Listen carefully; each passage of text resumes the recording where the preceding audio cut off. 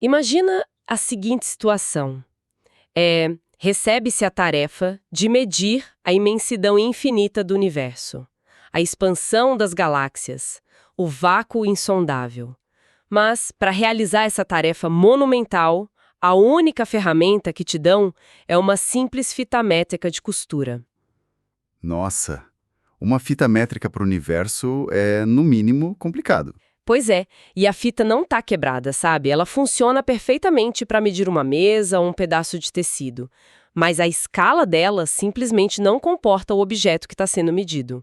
Ah, com certeza, falta escala. É exatamente esse o paradoxo que a mente humana enfrenta ao tentar definir e compreender a essência do Criador. E, antes de mergulharmos nisso, que a paz e uma bênção divina acompanhem o dia de todos que nos ouvem. Amém. É um tema denso, mas muito recompensador. Muito. O nosso ponto de partida para a exploração aprofundada de hoje é o clássico livro Teologia Sistemática, escrito pelo autor Louis Berkhof. Uma obra fundamental, diga-se de passagem. Sem dúvida. E o foco da nossa análise recai sobre o capítulo que trata da doutrina de Deus. A nossa missão hoje é desvendar como a filosofia e a teologia tentam resolver esse abismo, né?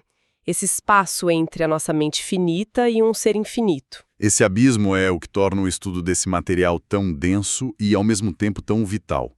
Porque, quando se estuda a maioria das disciplinas, tipo a biologia ou a engenharia, o intelecto humano opera com uma sensação de domínio.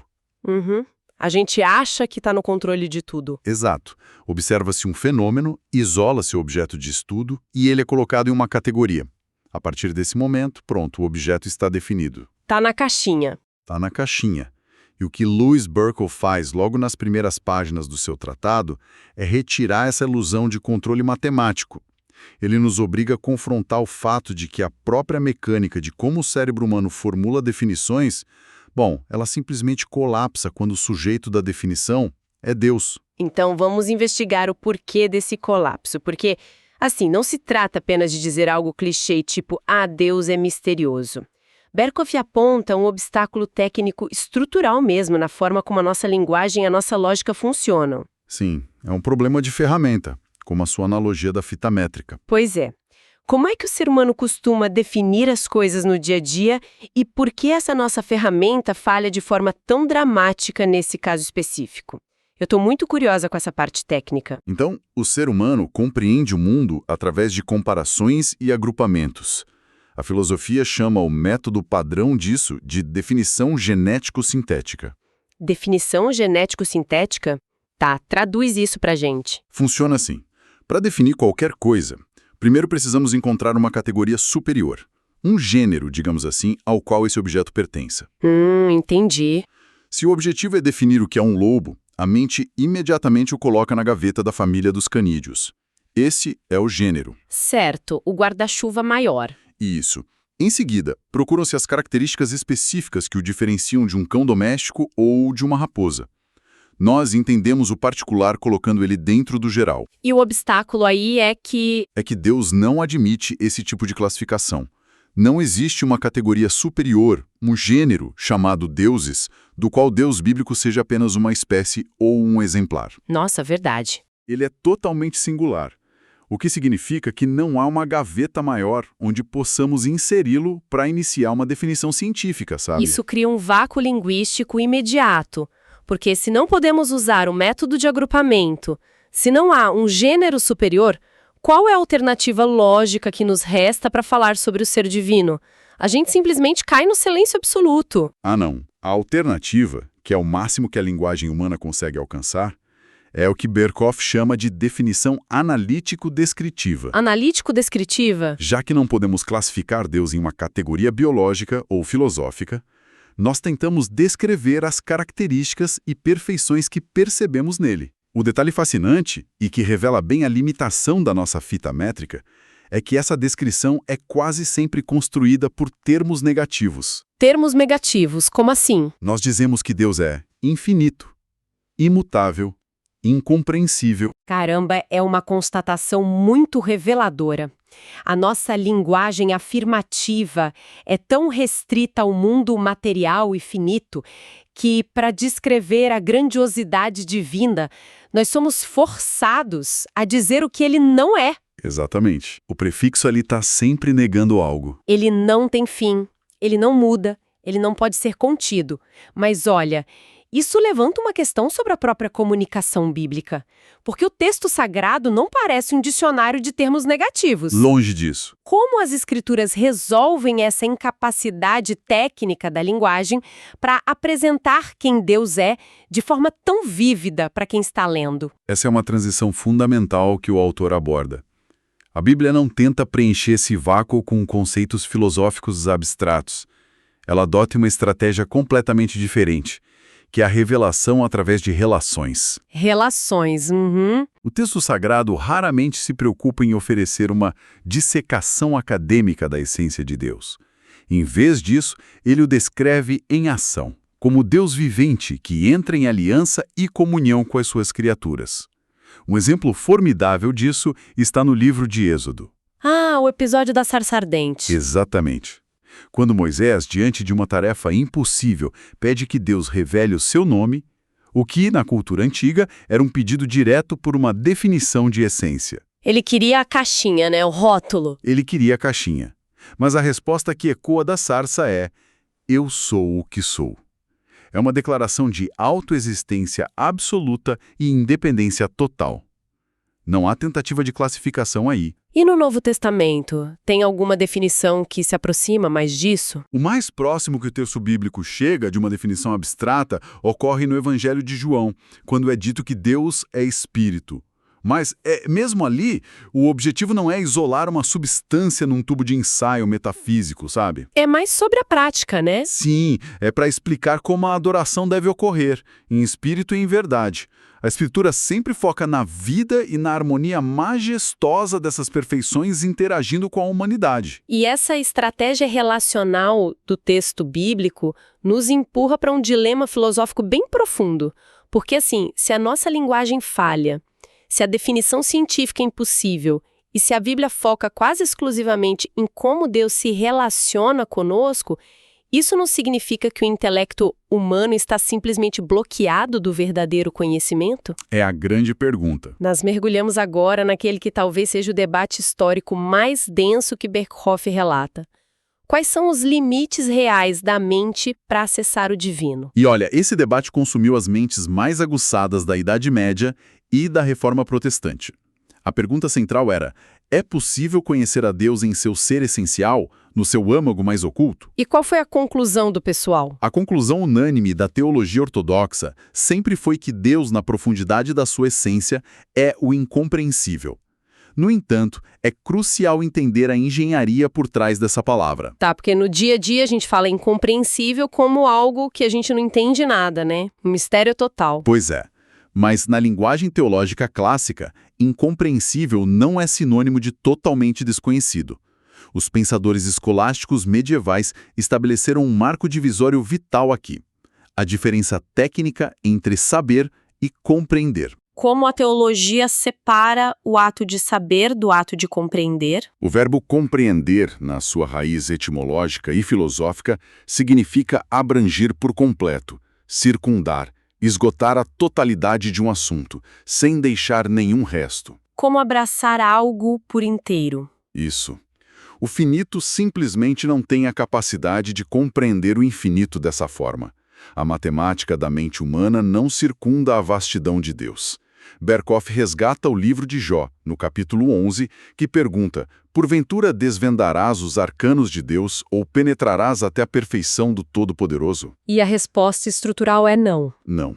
Porém, a incapacidade de esgotar o oceano não impede alguém de saber que a água está molhada. Nossa, ótima analogia. Nós não compreendemos o oceano inteiro, mas nós sabemos algo real e verdadeiro sobre ele. Nós não compreendemos a essência total de Deus, mas sabemos verdades absolutas sobre ele. Os filósofos medievais sistematizaram isso através daquelas famosas perguntas em latim, não é? Eles fatiaram o problema para entender exatamente onde a mente esbarra no muro. Sim, eles propuseram 3 níveis de inquérito. O primeiro, Ancit Deus, que significa Deus existe. O segundo, quid sit Deus, que é o que é Deus na sua essência interna. E o terceiro, qualis sit Deus, ou seja, quais são os seus atributos e qualidades. 3 degraus de conhecimento. E onde a gente trava? A teologia afirma que nós podemos responder a primeira pergunta com certeza absoluta e a terceira pergunta de forma parcial, observando as ações dele. Mas a segunda pergunta... O tal do Quid Sit, o que ele é por dentro? Isso. O que compõe o núcleo secreto de Deus. Isso permanece atrás de um véu intransponível. Agostinho e, mais tarde, os reformadores adotaram posturas muito contundentes sobre essa limitação. Martinho Lutero, por exemplo, fez uma divisão drástica e famosa entre o Deus absconditus, que é o Deus oculto, e o Deus revelatus, o Deus revelado. A implicação prática dessa divisão do Lutero parece imensa. Porque a mente humana tem uma tendência natural de querer forçar a porta trancada, né? Nós queremos especular sobre o Deus oculto, sobre os mistérios que operam nas sombras da eternidade. Todo mundo quer olhar pelo buraco da fechadura. Exato. Mas Lutero e, posteriormente, João Calvino viam um perigo enorme nessa obsessão, certo? Calvino chega a chamar essas especulações puramente abstratas de frígidas, o que torna a busca pela essência oculta algo frio e inútil, na visão dele. O mecanismo por trás da crítica de Calvino é profundamente existencial e pastoral. Tentar penetrar no Deus oculto através de meros exercícios de lógica afasta o ser humano da sua realidade prática. A especulação abstrata é frígida, porque ela não aquece a alma diante de uma tragédia. Não oferece conforto nenhum. Nenhum. Não oferece base para ética, nem fornece conforto real. Descobrir a composição metafísica de uma divindade intocável não transforma o caráter de ninguém. Para Calvino, o interesse vital não é dissecar o que Deus é em um laboratório mental, mas sim entender que espécie de pessoa ele é para nós. O lado relacional de novo. Sempre.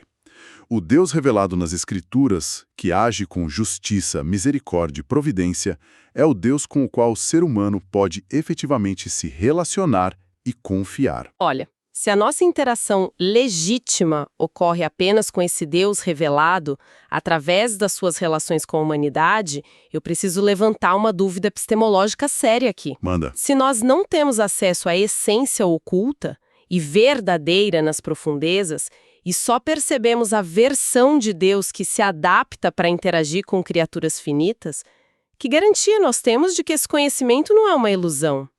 Essa é a ferida. É possível que o conhecimento relacional seja apenas uma representação, tipo uma máscara divina, que não tem nada a ver com a realidade última de quem ele é. Esse é o ponto de tensão máximo da teoria do conhecimento teológico.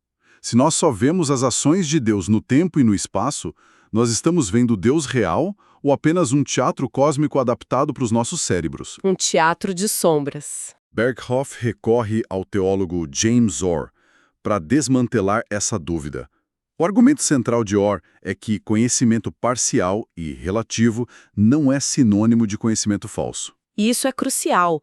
Parcial não quer dizer falso. De jeito nenhum.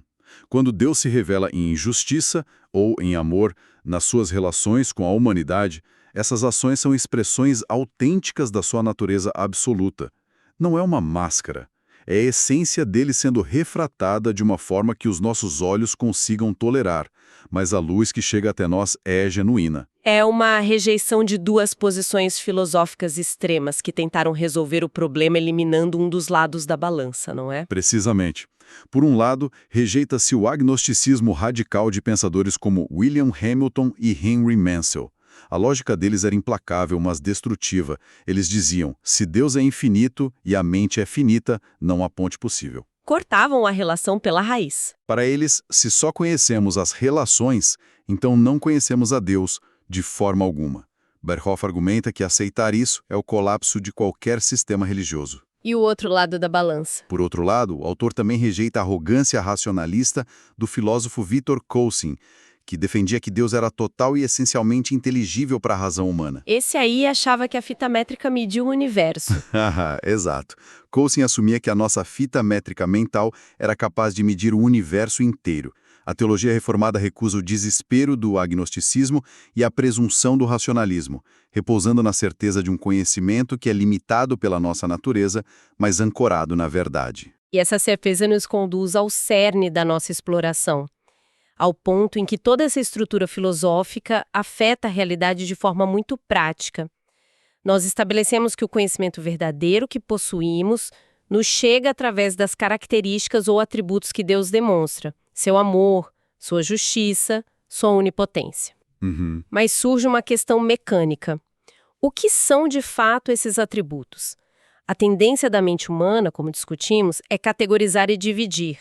Então seria natural imaginar que Deus é uma coleção dessas qualidades. Sim, a mente tenta montar um quebra-cabeça. Como se esses atributos fossem peças separadas, que somadas formam a divindade. Como a teologia responde a essa tendência de fatiar o ser divino? A resposta vem através de um dos conceitos mais deslumbrantes e, às vezes, bem contraintuitivos de toda a teologia clássica: a doutrina da simplicidade ontológica de Deus. Simplicidade, que, imagino, não significa algo fácil. Nada a ver com facilidade. Quando a linguagem popular usa a palavra simples, geralmente implica algo fácil de entender, singelo ou rústico. Mas na filosofia e na teologia ontológica, simplicidade tem um significado técnico rigoroso.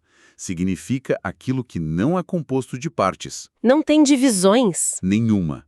Nós, seres humanos, somos seres compostos.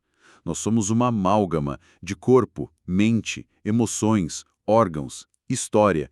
Nós somos divisíveis. Deus, por definição absoluta, não é. A implicação direta dessa simplicidade é que Deus e os seus atributos não são entidades distintas que se uniram. A etimologia da palavra atributo costuma nos enganar nesse sentido, não é? Porque ela sugere uma adição, uma cola. Berkhoff faz questão de apontar essa armadilha linguística. A palavra atributo deriva da junção latina de ad, que significa para ou junto, e tribuere, que significa dar ou acrescentar. A própria palavra sugere que algo foi anexado ao ser. Pois é, mas o texto teológico é inflexível. Não há acréscimos num ser que é eternamente perfeito e imutável. Portanto, a formulação correta não é dizer que Deus tem amor, luz ou justiça, como se essas qualidades fossem propriedades que ele adquiriu ou ferramentas que ele guarda em um inventário celestial. Ele não pega a ferramenta do amor quando precisa. Não. A afirmação correta é que ele é amor, ele é luz, ele é justiça. Essa distinção entre ter e ser desencadeou uma das controvérsias mais acaloradas da história da teologia: o embate entre as escolas dos nominalistas e dos realistas. Porque, assim, dependendo de como se resolve essa equação dos atributos, todo o conceito de quem Deus é pode desmoronar. Como se desenrolou esse debate e qual era o risco real envolvido? Foi um embate de proporções gigantescas, ocorrido principalmente na Idade Média. De um lado, tínhamos os nominalistas. Eles estavam tão preocupados em proteger essa ideia de que Deus é absolutamente simples e indivisível que acabaram tomando uma rota perigosa. O que eles propunham? A lógica nominalista argumentava que os atributos como justiça, misericórdia ou poder não existiam de verdade no ser de Deus. Para eles, essas qualidades eram apenas nomes. Daí o termo nominalistas. Nomes inventados por nós. Isso. Nomes que a mente humana inventava para tentar processar as ações divinas. Eram rótulos humanos colados sobre um mistério insondável, mas não correspondiam a nenhuma realidade objetiva dentro da essência dele. Olha, parece uma tentativa honesta de preservar o mistério, mas esconde uma armadilha filosófica letal. Se os atributos não são reais, se são apenas invenções da mente para lidar com o inexplicável, o que acontece com a figura de Deus? O texto de Berkhoff alerta que essa linha de pensamento é uma via expressa pro panteísmo. Uma via expressa e sem freios. Porque o nominalismo puro destrói a ideia de um Deus pessoal. O mecanismo que leva ao panteísmo é muito lógico. Se eliminarmos de Deus todas as distinções reais, Se ele não for objetivamente justo, nem objetivamente amoroso, nem sábio na sua essência, o que sobra? Um vazio. Sobra apenas uma força. Uma energia cósmica amorfa. Um borrão absoluto e impessoal. Um Deus sem qualidades inerentes não pode ser uma pessoa com quem se interage. Ele passa a ser indistinguível do próprio universo, do tecido da realidade. A famosa ideia de que tudo é Deus e Deus é tudo. É o fim da religião relacional e o início de um monismo destituído de vontade e de caráter. E é exatamente para impedir que o conceito de Deus se dissolvesse nessa névoa impessoal que surgiram os realistas. Sim, os realistas assumiram o papel de resgatar a solidez do ser divino. Eles afirmavam que as perfeições de Deus não são delírios da imaginação humana nem meros nomes convenientes. Elas são realidades objetivas. Realidades cravadas na essência. Os atributos são determinações inerentes ao próprio ser. O desafio hercúleo dos realistas foi equilibrar essa equação. Como afirmar que as características são variadas e reais, sem destruir a unidade inquebrável da simplicidade de Deus? Como ele pode ser muitas coisas reais, mas continuar sendo uma coisa só? Tem uma imagem que sempre me ajuda a visualizar essa arquitetura complexa entre multiplicidade e unidade absoluta. E não é a de um bloco de montar. Quando tentamos imaginar os atributos de Deus, o erro é visualizá-lo como um quebra-cabeça cósmico, onde peças de justiça são encaixadas em peças de misericórdia. Perfeito, fuja do Lego cósmico. O modelo mental mais adequado seria o de um diamante de pureza impecável. O diamante é uma substância única, contínua e indivisível. No entanto, à medida que a luz da história humana, das circunstâncias e das interações incide sobre esse diamante perfeito, o observador enxerga fulgores diferentes. Nossa, essa imagem ilustra muito bem. Em uma situação de rebelião, o brilho que refrata é o da justiça severa. Em uma situação de arrependimento, o brilho que nos alcança é o da graça acolhedora. Não são peças diferentes trocando de lugar, entende? É a mesma essência imutável, a mesma pedra unificada, respondendo de formas diferentes conforme a luz da relação incide sobre ela. É uma metáfora que ilustra magistralmente a vitória da perspectiva realista. A multiplicidade que percebemos não está numa divisão dentro de Deus, mas na multiplicidade das nossas próprias situações e limitações enquanto criaturas que o observam de ângulos variados. A luz bate e a gente vê um lado. Exato. Berkhoff consolida essa visão no texto ao invocar uma máxima definitiva do teólogo William Shedd, que resolve a tensão de forma brilhante. Shedd afirma: toda a essência está em cada atributo, e cada atributo na essência. É um entrelaçamento ontológico total. O ser humano lida com pessoas que são fragmentadas. Nós conhecemos indivíduos cuja bondade é, de repente, atropelada pela raiva. Nós experimentamos a fragmentação o tempo todo. O tempo inteiro. Nós somos divididos. A doutrina da simplicidade ontológica garante que Deus nunca terá um conflito interno. A sua justiça jamais anulará o seu amor, e a sua misericórdia jamais violará a sua santidade, porque eles são a exata mesma essência. Modificar um atributo significaria modificar o próprio Deus, o que é uma impossibilidade absoluta. Essa solidez é o grande triunfo da teologia sistemática quando ela é bem aplicada. Nós percorremos um caminho denso hoje. Iniciamos reconhecendo a total falência da nossa capacidade de catalogar Deus em uma categoria científica. Avançamos pela humildade de aceitar os limites do intelecto humano. Usar um conhecimento relacional verdadeiro. Isso. Em vez de ansiar por uma compreensão exaustiva que, sinceramente, nos destruiria. E, finalmente, contemplamos a simetria da simplicidade divina, onde o ser e a ação, a essência e o atributo formam uma realidade singular e impenetrável, mas plenamente confiável. Uma base firme para a fé. Sem dúvida. Contudo, ao observar toda essa arquitetura teológica, onde a relação é o canal principal pelo qual Deus se faz conhecer, uma reflexão incômoda persiste. E eu queria deixar isso para quem está nos ouvindo. Pode falar, estou curiosa. Se o divino se revela prioritariamente através da linguagem das interações, do amor prático, da justiça aplicada, até que ponto a nossa incapacidade humana de cultivar relacionamentos profundos, íntegros e compassivos atua como um bloqueio cognitivo para o espiritual? Caramba, isso é profundo. Será que uma vida onde as relações humanas são rasas ou utilitárias empobrece a nossa própria capacidade mental de decodificar as perfeições do Deus revelado? É uma via de mão dupla que a teologia acadêmica às vezes esquece de investigar. Fica essa provocação para o intelecto e para a vida prática de quem nos acompanha. Uma reflexão que exige uma pausa e uma reavaliação sincera de como a nossa vida horizontal impacta a nossa visão vertical. É um fechamento que não apenas desafia a mente, mas confronta a prática diária.